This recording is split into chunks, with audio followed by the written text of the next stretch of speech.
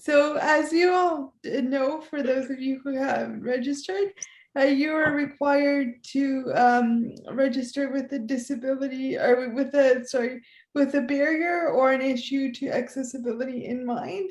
And it could be ranged from a gamut of barriers relating to daily life or play or school or work, something that prevents you from engaging in an activity to your full capacity.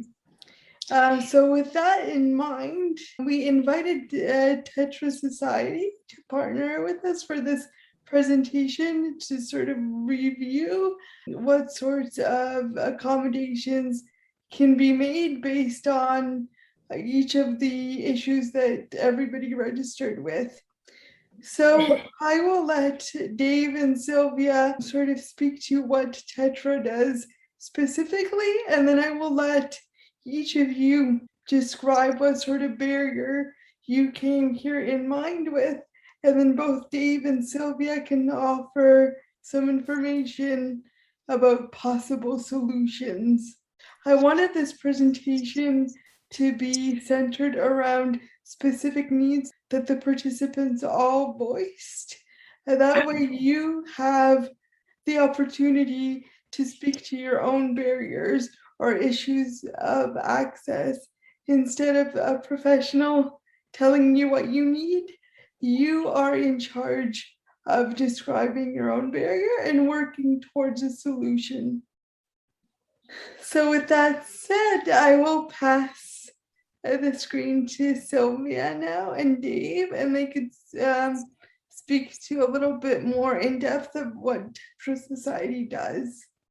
And thank you for everyone for showing up. I hope you get something out of this.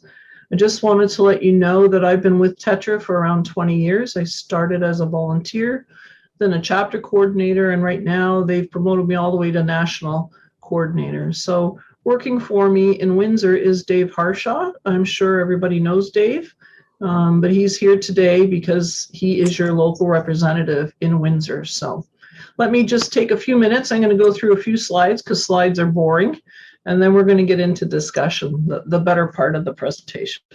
Tetra Society is across Canada, right from Vancouver to Newfoundland. So if you know anybody in Canada, you can tell them about us, and a chapter near them will help them as well. So at Tetra, we want to hear from the client, okay? And that's what we're doing today. We want to know what barrier you have that we and our volunteers can solve. And a lot of our volunteers, as you can see on the right here, they're engineers. So we have electronic engineers, we have building engineers, we have all kinds of engineers on board, plus construction people and other people. So as Evelina said, we address anything with daily living. If you want to brush your teeth, brush your hair, cook. If you're going to school and you need your desk modified or you need a drinking system on your wheelchair, we'll do that. Same thing for work. If you want to take up a hobby, let's say you always wanted to do photography and you can't do that, we'll build you something. Sports, we've modified putting hockey sticks on, we've modified gloves. Music, same thing. We've done guitars. We actually made a pick for a teenager who had no left hand. And so he wears the prosthesis on his left hand that has a pick attached to it. Now he can play guitar. So anything you can think of in life, we try to address. Okay, so how do we get this done? You can do it two ways. You can go online to our website and fill out a form. It just asks you your name, your address, what your barrier is. Maybe you're working with a therapist, or you can call us. If you can't use a computer, you can certainly phone.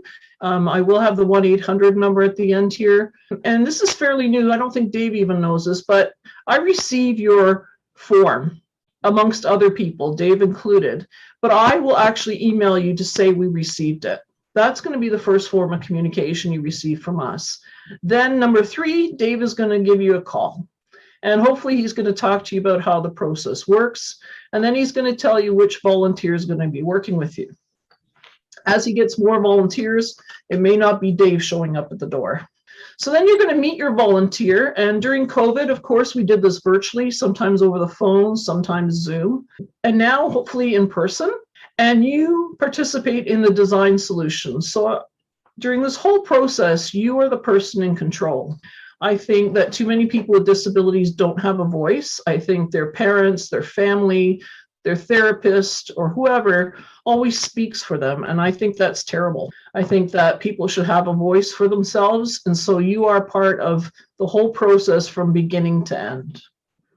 Okay, so if everyone comes up with a solution, but you can include your therapist in the process if you want them there. You can have your mom or dad there. Anybody you want to take part in this can certainly be there. We always want you to have that voice to come back to us. You saw there, that's my contact information. It's not that important because Dave's is more important to you. But I do want you to see and go to the tetrasociety.org, because the second line here, assistance, where you see assistance, there's a button there that says request for assistance, and that's where you would find the form. But we also have a 1-800 number. If you cannot use a computer or it's very difficult for you, we will assist you in filling out the form. And I'd also like you to join the Tetra Society Ontario Facebook page. You will see there all the completed projects from the entire province, and you will also see other information that might help you. There's a lot of cool stuff on there. Why don't we have Dave introduce himself for those who may not know Dave and what he does? Okay, I've been with Tetra for a long time, since 2014. And I myself had made a ton of projects for people, and it's really nice to see them actually using it. And if that does it for me, if I see a person that wants something and we make it and they use it, I am as happy as can be. Thanks, Dave. So Evelina, I don't know who you want to start with. Someone put in with, they wanted the kitchen utensils modified. Well, what I was recommending, like a bent spoon, because I used to cut Sandy sandwiches and stuff and get her bent spoon for her to eat her food properly. And I was just helping her. So what we would have to do, Brenda, is we would have to meet or speak to the actual individual, because each device is made for individuals, unless one spoon would work for all. So whoever it is can either fill out a form, or you could help them fill it out, or they can call us, and then we can customize their flatware for them. Okay. Okay, who's up next? Go ahead, Nathan.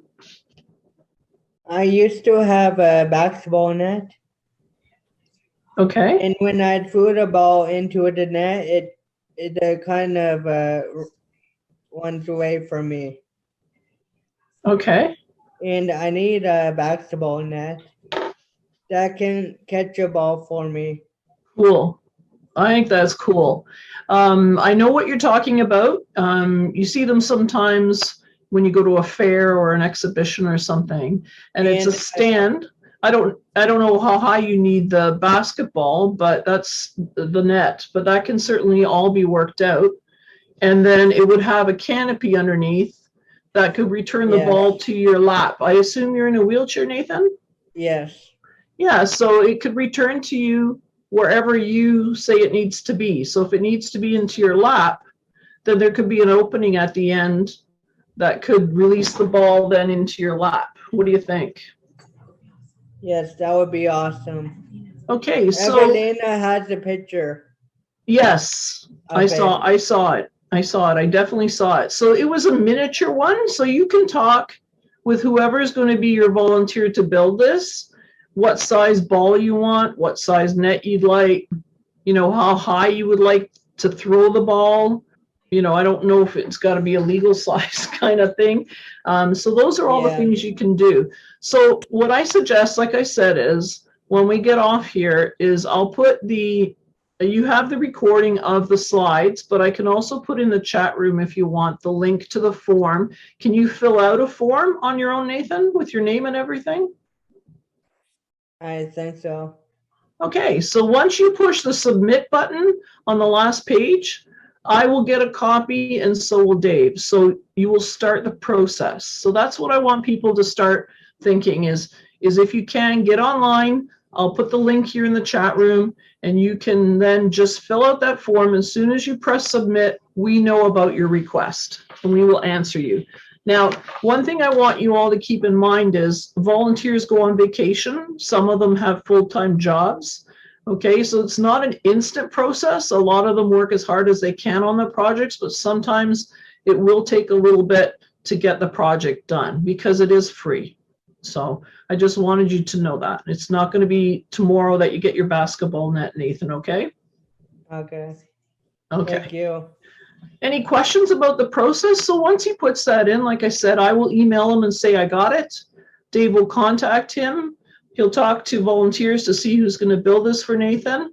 And then they're going to communicate with Nathan so that he can tell all the things he wants this basketball, I don't know what you call it, a sport device do.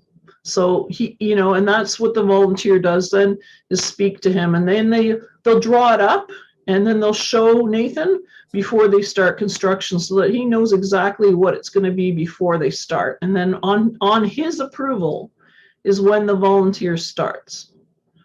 Okay, and if something's wrong, he's got to pipe up and say, sorry, that's not what I'm looking for. I need this changed or that changed or whatever, okay? Okay, Excellent, that sounds Nathan. awesome. Yeah, okay, who's up next? I'm going to try and see if I can get that into the chat room there. So who would like to go next? I think you should go next. Okay, so yes, so Sylvia and I have already briefly talked about this. I have trouble closing heavier doors because it's difficult to like back up and drive out of the place and then reach for the door to close it behind you. So I'd just be looking for something to add onto the door that, you know, I could easily grab and pull. The way that I would close it, it was I would leave my key in the keyhole, and then my keys were on the lanyard, and I would use the lanyard to pull the door closed. But sometimes the door was a lot heavier, so I would end up having to, you know, reinsert the key because I would pull the keys out. How did you not get choked? Well, it wasn't by the neck or anything. It was just I was okay. using my hand, like my left hand, the one that I wasn't driving with. I would pull. I found a really simple solution for that. Yeah, Dave, you talked to Evelina. What can be done there? Just tie a string on the door handle. You know what's really nice? A tie, an old tie. Yeah, no, I don't know about a tie. I wouldn't do that. Why not? Why not? Because you know the old saying, when the ties on the door don't come in? No. What's going on in there? Okay, who else would like to talk? Anybody? Anything? Any questions? How does it with the whole process? Can you explain that to me again? The whole process. The whole process? Well, if you have something that you would like to do or have attached to your wheelchair, but let's say you want to drink water on your own without waiting for somebody. So you would call Dave or you would fill out the form online. Okay, once you push submit or talk to Dave, we'll assign a volunteer to your project and they will get in contact with you whichever way you wish. So what would happen is they would send you then a couple of designs of how this drinking system would work and where it would be attached to your wheelchair. And I just wanted to let you know that we never screw into the frame of a wheelchair because that nullifies the warranty. We always clamp, okay? So they would show you how the system would work and explain it to you. And you would say, I'm sorry, that doesn't work for me. Or you could say, I like this better. Or you could say, it's fantastic, go ahead and start the project. So they would build it and they will come to your home then, or they could leave it on your front porch, which they've done during COVID, and have a family member attach it to your wheelchair through instructions with the volunteer. Okay, and so that's how it works. And then if it breaks, like we had a lady just contact us, her camelback broke, the bag broke, so we went and we did the repair. And it costs you nothing. Excellent. How do you like that, Michael? Excellent. Okay, so let's say you wanted to play cards, or you wanted to do photography, or there's anything you can think of. We like to say that we want people to dream and to get a voice. And that's what we're about. Thank you to Tetra and to Sylvia specifically for letting us sort of do this first round. And I think that it is absolutely valuable to have people with disabilities voice their issues that they deal with on a daily basis. You know, coming from them, we know what we need better than anybody else because we know our bodies quite well, better than anybody. And I think that this is very beneficial. And look at what it led to. We spoke about personal issues, but we also talked about the community, which is encouraging some sort of advocacy and documenting barriers as well. So I like the scale that this took as well.